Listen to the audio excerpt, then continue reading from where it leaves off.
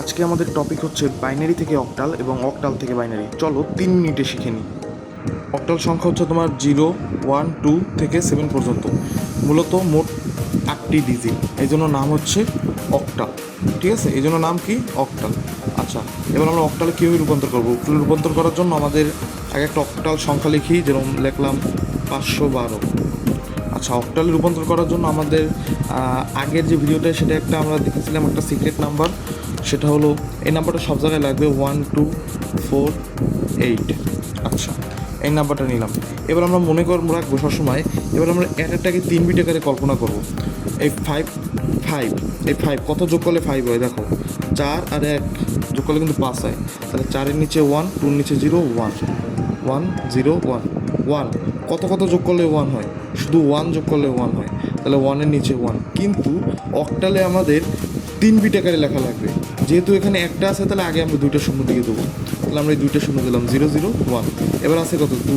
2 কত কত করলে হয়? এই 2 আর এই 1 তো হবে না, 2 আর 1 মানে 2 যোগ 0, তাহলে 1 0। যেহেতু 3 বিট আকারে কল্পনা, আগে একটা 0, তাহলে 0 1 0।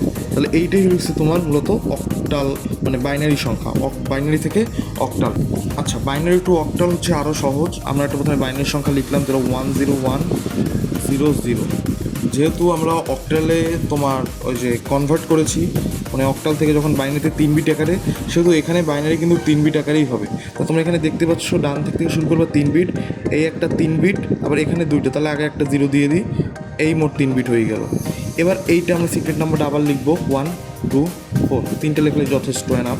এবার এই তিনটাই কত কত যোগ করলে এই 3টা হয়েছিল? দেখো, এখানে 1 ছিল, এখানে 0 ছিল, মানে 4, তাহলে নিচে হবে কত? 4। এবং পরের যেটা 0 1 0 0 1 0, এক্ষেত্রে যদি 0 1 0, তার মানে কি এখানে শুধু 2 ছিল, তাহলে 2, তাহলে অক্টালের কষ্ট তো 2। তাহলে আমি একটু লাইভ প্রুফ দিই, বাইনারি সংখ্যায় যাই।